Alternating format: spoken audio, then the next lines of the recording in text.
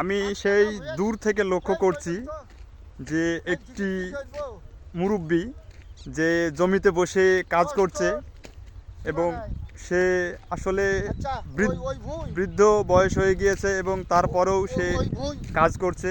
আসলে কৃষি কাজ যে কতটা নেশা তাকে না দেখলে বোঝা যায় না এবং তার সাথে এখন একটু কথা বলবো। দাদা, আমি দূর থেকে গাড়ি চালাইছি আর লক্ষ্য করে দেখলাম যে আপনি এই যে কাজ করছেন, তো এই জমিতে কি লাগাবেন এখন? তামাক। জমিতে তামাক লাগাবেন? হ্যাঁ। আর আমি তো যতটুকু জানি যে আপনি মাটির ভিতরে হাঁটতে গেলেও লাঠি লাগে।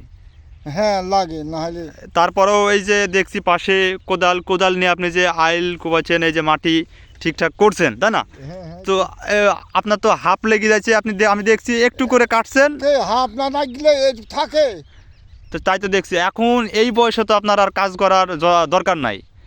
আমি যতটুকু জানি আল্লাহর রহমতে আপনার যথেষ্ট আছে। এত কষ্ট করে এখন আর পরিশ্রম তো করা নাই, সারা জীবন তো পরিশ্রম করলেন, তাই না? তবে আপনাকে দেখি একটা জিনিসই আমি বুঝতে পারছি যে কৃষিকাজ আসলে একটি নেশা। এই কৃষিকাজ যখন 40-50 বিঘি জমি কিনেছি। 40-50 বিঘি? হ্যাঁ। তাই?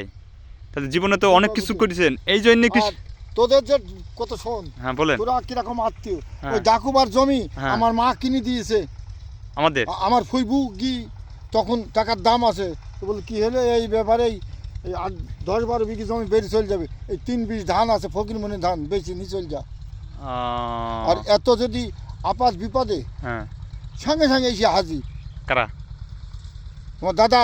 হ্যাঁ হ্যাঁ হ্যাঁ, ঠিক আছে। কিতাব বিশির সাথে সাথে আমার বড় বেটা হয়েছে। ছাগল কম পড়ে গেছে, ছাগল দিয়েছে, তেল দিয়েছে। হ্যাঁ না তো আপনি এই এখন এই যে পরিশ্রম এখনো পরিশ্রম করছেন, না করলে কি করবে? তাদের ভ্যানু ট্যানু করে দিয়েছি, 1 বিঘি 4 কাঠা করছি গম। তো এই কৃষিকাজ আপনি ছাড়ছেন না কারণ কি? ছাড়ছি নি এই বছরটা, আর করবো না। মানে আর শরীরে পেরে উঠছে না? না আর করবো না। তারপরও এখন করছেন যে কাজগুলো করতে আসলে ভালো লাগে?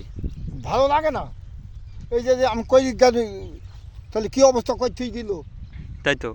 এই যে তো আসলে আফসার দাদাকে দেখে আমি একটা জিনিসই শিখলাম, যে তার মুখ থেকে শুনতে পারলাম, যে বুঝলাম যে সে এই কৃষি কাজ থেকে 30-40 বিঘা জমি করেছে এবং 50 বিঘি হবে, 2 বাবুতে কিনেছি।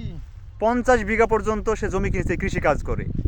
এবার একটিবার ভাবুন যে এখনও এই বৃদ্ধ বয়সে সে এই জমিতে তামাক লাগাবে, তামাক লাগার জন্য কোদাল দিয়ে কাজ করছে। আমি দূর থেকে গাড়ি চালাচ্ছি আর লক্ষ্য করে দেখছি যে একটু একটু করে কাজ করছে আর হাঁপ নিচ্ছে।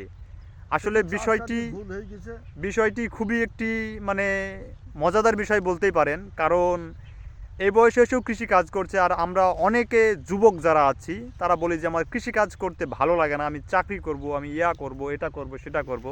কিন্তু আফসার দাদাকে দেখে আসলেই আমি মানে উৎসাহ পাচ্ছি যে এই বয়সে এসেও সে কোদাল নিয়ে মাঠে কাজ করছে।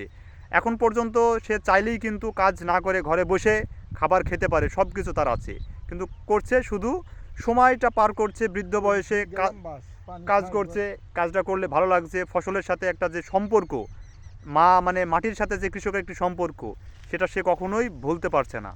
শরীরে পেরে উঠছে না, তারপরেও কৃষিকাজ করছে। দাদা, আপনি মানে এই জমিতে তামাক লাগাবেন, তাই তো? হ্যাঁ। আর কি ফসল করলেন, আর কয় বিঘাবাদ করছেন? ওই কিনে 15 কাঠা তামাক লাগাবো। তামাক লাগাবেন? তামাকের চাষ তো আপনি এবছরে বেশি করছেন মনে হচ্ছে। 5-6 বিঘি 2 একর কাঠ আছে আপনার নামেই? হ্যাঁ তাই? 2 একর কাঠ আছে, নিজাম শুধু না গাই। তো পরিশ্রম হবে না আপনার এতগুলো তামাক লাগালে? সবারই কাঠ কেটে দিচ্ছে, আমার কাঠ ভয়ে কাটিনি। এই কাঠের বয়স 35 বছর। বাহ! তো দর্শক দেখছেন যে তামাক আমাদের মাঠে কিন্তু হচ্ছে না। তারপরে দাদার তামাক মানে কাঠের বয়স হচ্ছে 35 বছর। এই ব্রিটিশ কোম্পানি, কোন কোম্পানি আছে? বিডিসি কোম্পানির কার্ড আছে দাদার নামে, 35 বছর যাবত আছে। সেজন্য মানে অনেক লোকের কার্ড কিন্তু কেটে দিয়েছে, আর দাদার কার্ড এখন পর্যন্ত কাটেনি।